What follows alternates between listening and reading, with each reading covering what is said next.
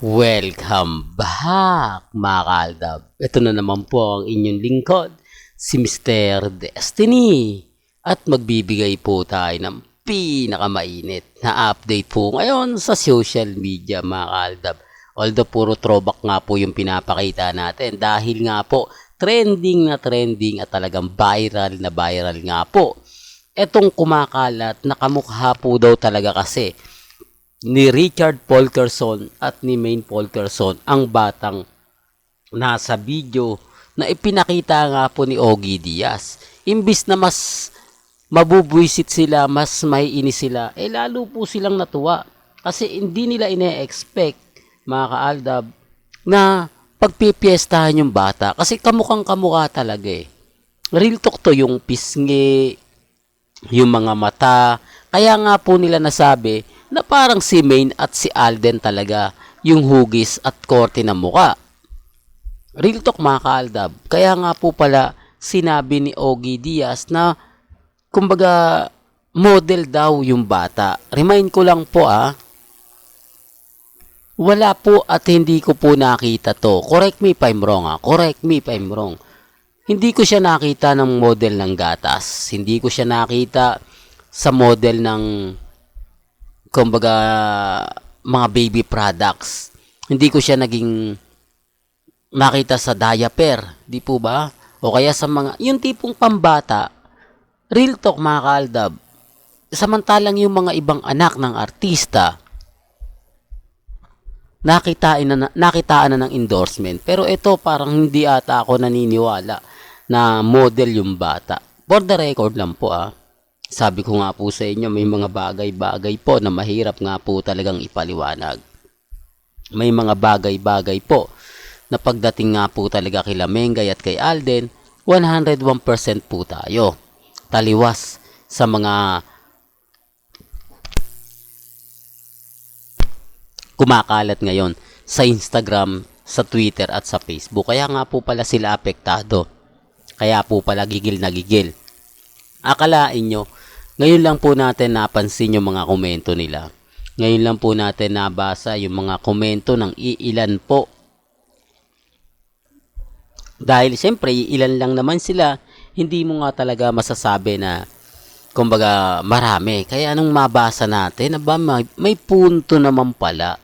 May punto naman pala kung bakit nga po apektado sila. Ibig sabihin lang niya mga kaaldab, tayo pa rin po ang kampante. Pero bago tayo magsimula at bago natin pag-usapan yung batang kamuka ni Alden Richards at ni Maine Mendoza, kung bago ka lang sa channel na to at isa kang true-blooded Aldab Nation na nagmamahal po kila Mengay at Isoy, tama po ang channel na pinuntahan mo, kaya consider na po kitang bagong subscriber. At huwag mong kalimutang i-share ang mga video po natin sa mga mami, sa mga titas, at sa mga senyor. Remind ko lang po sa mga nagsasabi ng fake news, sa mga nagsasabi na ganito ganyan, etc. Okay lang naman po yan. Kampante lang naman po tayo. Huwag lang po kayong basta-basta maniniwala sa mga pahayag ng iba. Di po ba? Punta lang po kayo dito sa channel ni Mr. Destiny. Di po ba? Kaya pala gigil na gigil ang mga R-Main at Main fanatic. Siguro nakita rin po nila yung post. Di po ba?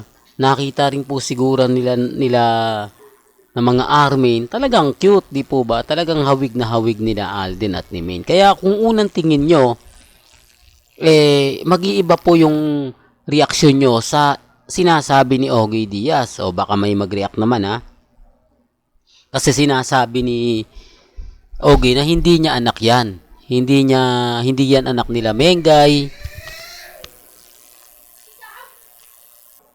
Remind ko lang po uli mga kaaldab hindi po yan, kumbaga, ito yung sinasabi ko at pinapaliwanag ko. Nung makita po kasi ng mga netizen sa video ni Ogie Diaz, marami na pong nag-react. Marami na pong nagsabi na hindi ko kamukhang kamukha talaga nila Alden at Maine. Kamukhang kamukha talaga yung pisngi, yung labi, yung mga mata. Maine at Alden talaga na pinagsama sa iisa. Po ba? Siyempre, Doon na nag-react si Ogie na ano lang daw po yun, model daw po yung bata. Pero hindi ko nakita eh. Ang sabi niya po, model. Pero kung sinerch natin, tinignan natin, hinanap natin, wala naman po eh. Kasi pagka model ka, madali kang makita, madali kang mahanap, lalo na po kapag ka dito sa atin. Di po ba? At ganung muka, napaka-cute, napakaganda. Eh, pagpipiestahan po yan. Di po ba? Maraming commercial ang ibabato po ron. Di po ba? Sinasabi ko lang po para lang po sa kaalaman ng lahat. Kasi kaduda-duda naman po talaga at nakapagtataka naman na yung mga point na ganon ay nakakalusot. Di po ba? Sa mga TV commercial, sa mga endorsement. Sinasabi ko lang po ito para po sa kaalaman ng lahat. Sa mga nagsasabing fake news ako, hindi raw totoo, okay lang. Eh ano nga po ba ngayon ang dapat sabihin doon sa babing? Kamukhang kamukha nga po raw nila Richard Paul Carson at Maine Paul Carson. Hindi po ba?